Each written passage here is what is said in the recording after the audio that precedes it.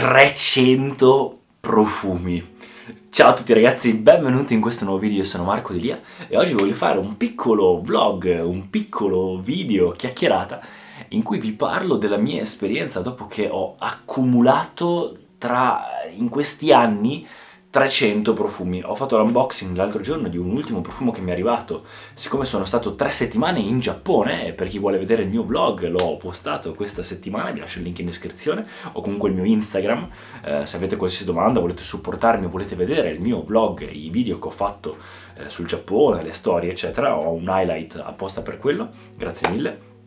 E quando sono tornato da queste 3 settimane, viaggio pazzesco, mi sono ritrovato ovviamente tanti pacchi da aprire, tra cui ovviamente anche vari profumi.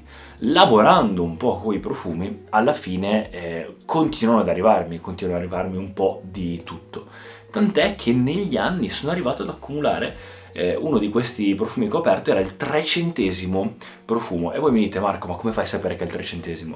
Perché poco fa mi sono messo a risistemare tutta la mia collezione di profumi. Dopo l'Exans di quest'anno, la fiera dei profumi, siccome inizio ad averne tanti e ho messo una nuova vetrina, ho messo nuove cose, ho deciso di risistemarla un po' e dato che c'ero ne ho approfittato per contarli e quindi ho una mia nota sul telefono in cui mi tengo traccia adesso di quanti profumi sono e ogni volta che me ne arriva uno mi metto la nota di a quanto sono arrivato.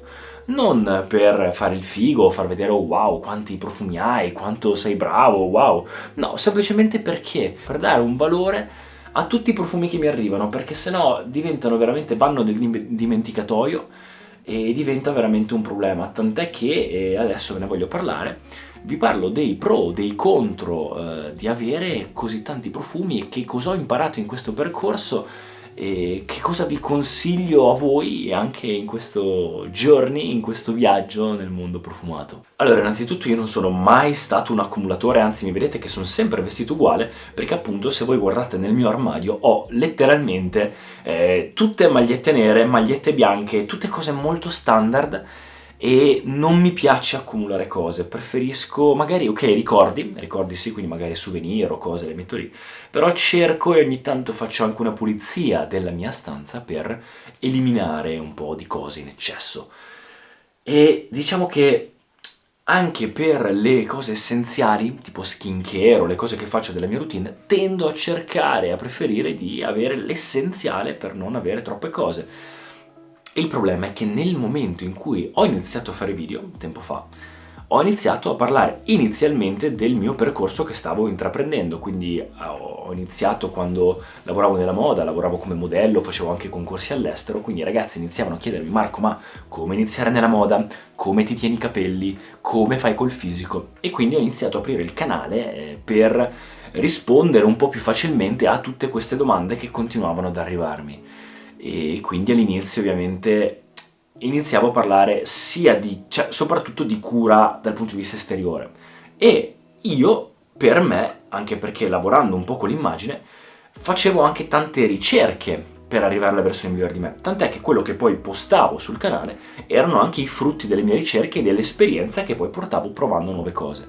E una delle cose che mi è rimasta più impressa nel momento in cui cercavo di migliorarmi era quella dal punto di vista esteriore, ovviamente parlo di immagine, di presenza, era proprio il mondo dei profumi. All'inizio non c'erano molti creator, anzi c'era forse solo Jeremy e poi altri 2-3 c'erano ancora prima di lui, americani o comunque UK o altri posti del mondo, però parlavano proprio di cose di nicchia molto particolari. Il mondo dei profumi doveva ancora scoppiare, non era assolutamente come adesso. E c'era Jeremy, diciamo il capostipite di chi ha portato a livello commerciale il parlare di profumi online e soprattutto parlare del mondo della nicchia, e lui in realtà parlava soprattutto di commerciali, quindi io seguivo lui e semplicemente dicevo: ok, sono migliorato su capelli, pelle, questo, i profumi mi piacciono, io ho sempre avuto un ottimo naso, un buonissimo naso, e quindi non ho tanta memoria, quindi ho sempre cercato di utilizzare il profumo, l'odore, per aiutarmi con le cose, come un cane praticamente.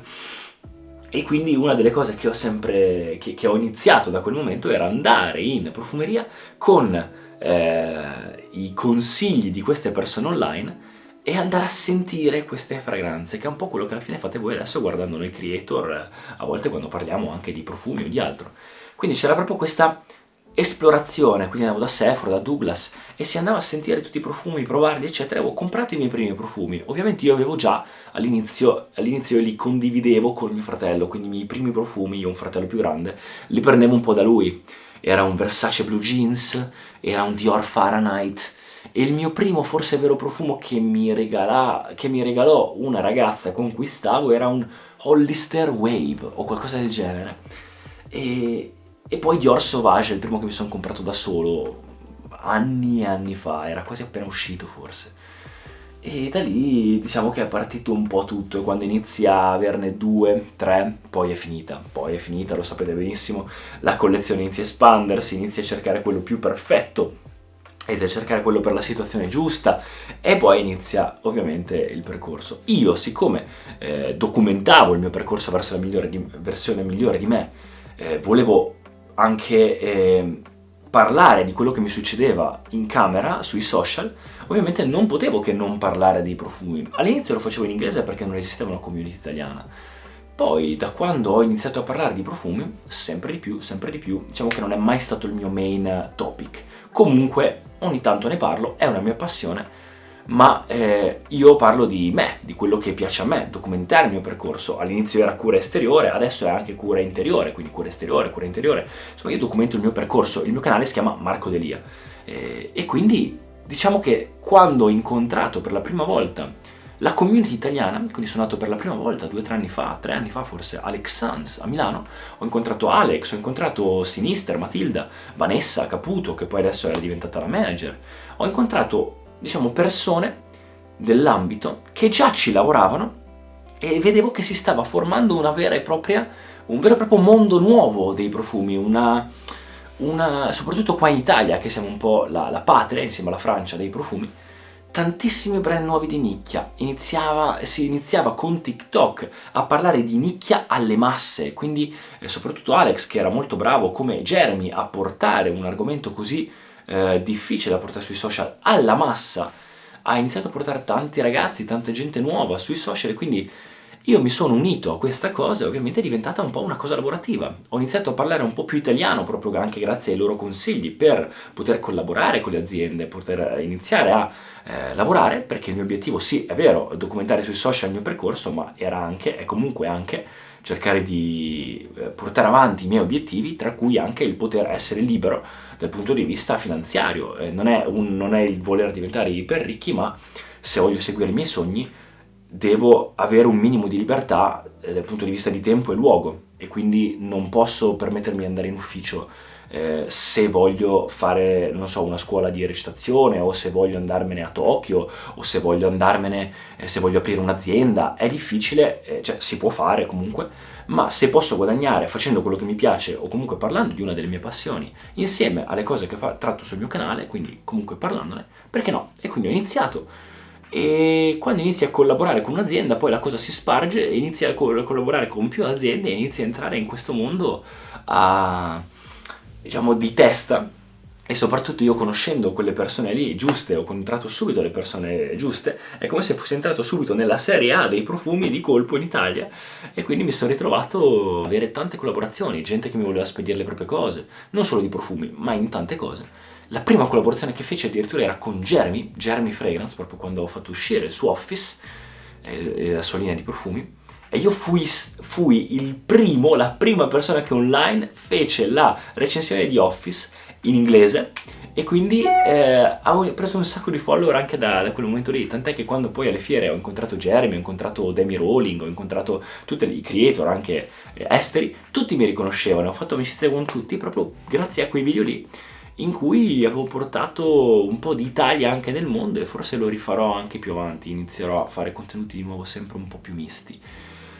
E quindi questa è un po' la mia storia in realtà dal punto di vista dei profumi. E quindi tuttora mi arrivano profumi, li scarto, ne parlo con voi, vi consiglio quali sono i migliori, eccetera eccetera. Fino ad arrivare a 300 profumi. Cioè ragazzi, se voi ci pensate, 300 profumi, sono tutti, il 99% sono profumi di nicchia, e il 90% non l'ho comprato io.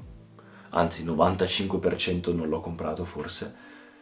Mi sono arrivati ovviamente per recensirli, anche solo per sentirli o come regalo, e voi dite wow, che figata. Sì, ma ci sono dei problemi con tutti questi profumi. Se ci pensate, non solo in camera, se succede qualcosa, ho praticamente, metti una media di 100 euro, 150 euro a profumo, sono 45.000 euro di profumi, 40.000 euro di profumi, quindi bisogna stare un po' attenti. Secondo, non so dove metterli, perché serve veramente una stanza enorme. Ho qua una vetrina, qua dietro quelli più usati. Li ho messi sotto il letto in scatole organizzate perché non so come metterli. Ho sotto il letto ho quei letti che si aprono. Quindi veramente è un peccato perché non si sa come metterli e terza cosa, non c'è il tempo e l'occasione per metterli tutti. Quando mi arrivano io tendo a testarli e a provarli appena mi arrivano e quelli che mi piacciono magari metto in rotazione con queste qua fuori di collezioni che sono quelle che uso di più.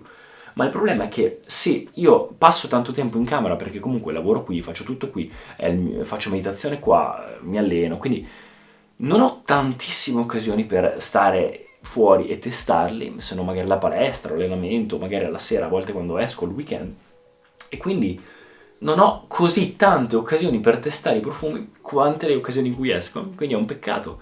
È un peccato perché arrivano magari dei profumi che sono pazzeschi, bellissimi, incredibili e purtroppo non riesco a darci la giusta attenzione perché magari se avessi solo quel profumo è wow, cioè ha una storia da raccontare, ogni profumo è arte, c'è qualcuno che l'ha fatto dal più caro al meno caro, c'è del lavoro dietro, veramente ogni profumo potrebbe essere la tua signature scent, quindi l'unico profumo che hai. E io purtroppo ho tanti profumi che vorrei fossero la mia signature, cioè se avessi un profumo ne sceglierei uno, ma purtroppo magari a volte non ho neanche il modo di metterlo, indossarlo mai, il profumo che mi piace, perché devo testarne tanti. Tendenzialmente a volte ne metto anche 3-4 contemporaneamente perché devo sentire quanto durano, quanto la gente ne parla, se lo sentono. Quindi è veramente complessa la cosa. Io quando li metto è più un testarli che metterli. Poi li faccio sentire alle persone, o aspetto un commento, o magari li testo, le performance, quindi è un po' complesso. Un altro contro è che purtroppo non ci si può fare niente con questi profumi, nel senso che come vi dicevo, oltre a indossarli, non si possono scambiare, non si possono vendere, non si può fare niente, perché uno per rispetto, ed è una cosa che ho imparato anche a mie spese, il brand ti dà un profumo, è brutto darlo via.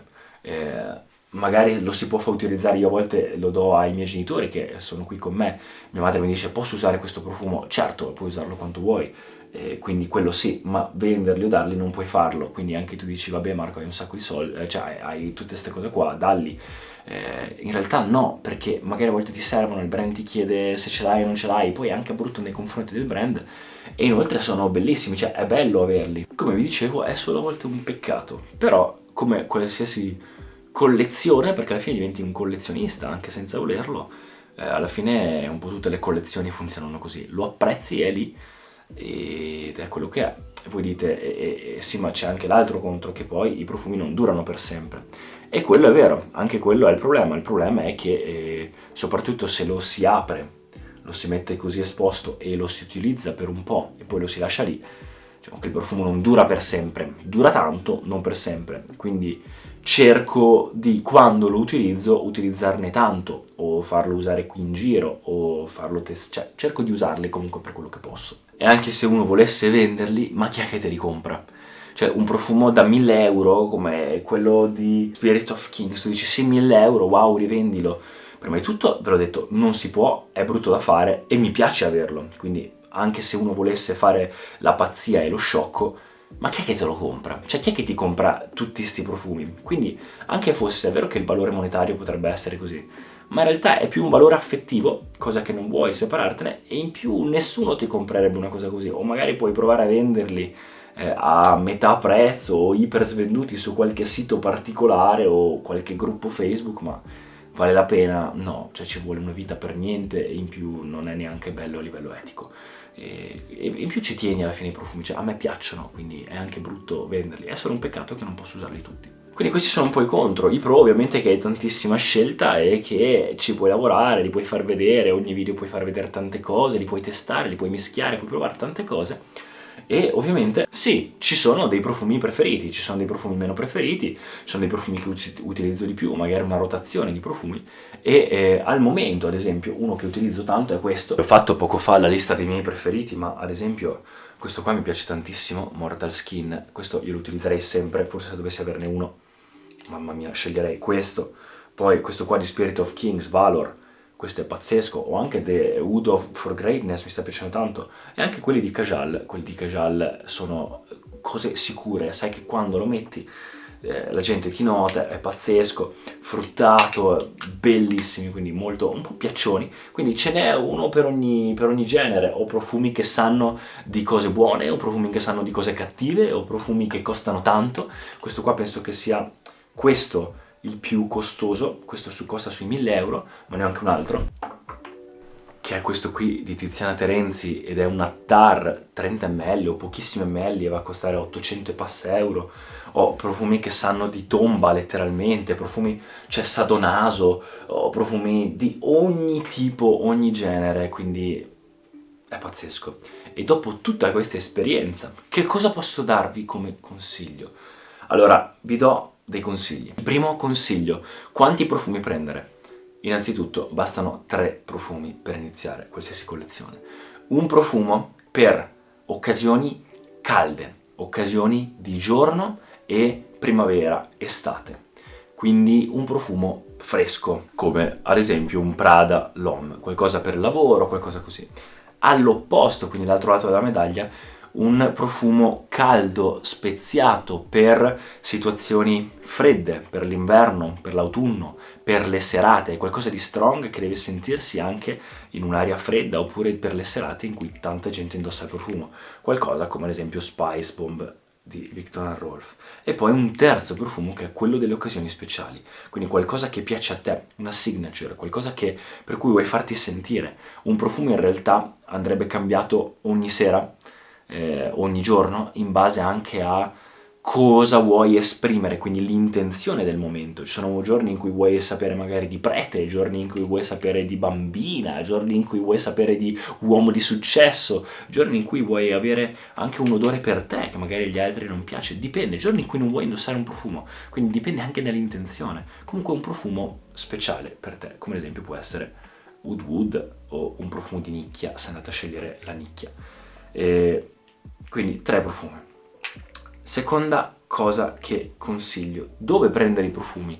Allora, in realtà io andrei direttamente in profumerie di nicchia. Ci sono alcuni siti, vi linko in descrizione ad esempio un sito che io, una profumeria con cui collaboro, che so che i profumi sono originali e arrivano, ma tendenzialmente i siti delle profumerie sono meglio, o comunque andate direttamente in profumeria. Come spruzzare il profumo? Spruzzatelo come vi pare, tendenzialmente 1, 2 e 3, quindi questa zona qua un po' sul vestito per farlo durare di più e non farlo cambiare tanto, e sui punti caldi potete anche andare sulle braccia, ma non è tanto importante. Occhio solo a non macchiare i vestiti se il profumo macchia, e per quanto profumo mettere, mettetelo quanto ve ne pare in quel momento lì. C'è un bon ton di profumi, quindi occhio a non spruzzarne troppo se siete indoor, occhio a non spruzzarne troppo poco se volete essere sentiti. Indossate il profumo giusto per ogni occasione, come vi ho detto. Ci sono situazioni in cui, come un vestito, è giusto vestirsi in un certo modo per alcune situazioni, e altre non indossate un profumo caldo e troppo forte per andare a scuola, non indossate un profumo troppo fresco, dolcino e agrumato per andare in discoteca, perché non si sente. Meglio i commerciali o meglio quelli di nicchia? Non c'è una cosa meglio o non meglio,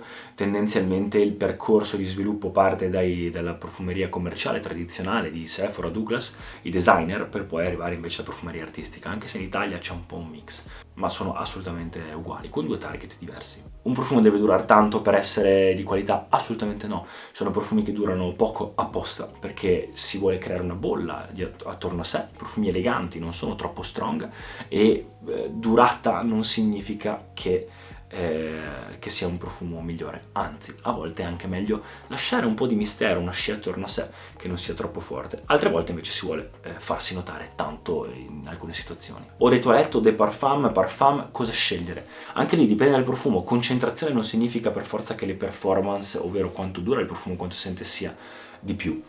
Dipende, c'è ad esempio l'Eau de Toilette di Paco Rabanne di Dior Sauvage, di 1 Million, e Dior Sauvage, che dura di più a volte dell'Eau de Parfum o il Parfum. Quindi dipende. Tendenzialmente la prima versione di qualcosa è forse quella che dura di più. Ad esempio un Dior Sauvage mi chiedono sempre meglio quelli o i flankers, quindi Platinum, Invictus, Eau de Parfum Hyper Intense, così eccetera. Tendenzialmente la prima versione che fanno è forse quella meglio. I profumi vengono riformulati? Sì. Chi se ne frega, cioè prendilo lo stesso, se dura poco spruzzatene un po' di più quando, cioè portatelo dietro o porti dietro un travel spray e rispruzzatelo se ti serve farlo durare di più, o spruzzalo sui vestiti. Il profumo cambia, oppure addosso a te non è il massimo, mettitelo sul colletto, sui vestiti e vedrai che non cambia, o magari a volte sui capelli senza esagerare per l'alcol. E basta, in realtà non mi viene in mente altro. Se avete altre domande, ragazzi, scrivetemele qui. Questo è un po' un vlog, una chiacchierata con voi, fatemi sapere cosa ne pensate. Grazie a tutti ragazzi per il supporto in questo percorso e noi ci vediamo al prossimo video. Ciao ragazzi!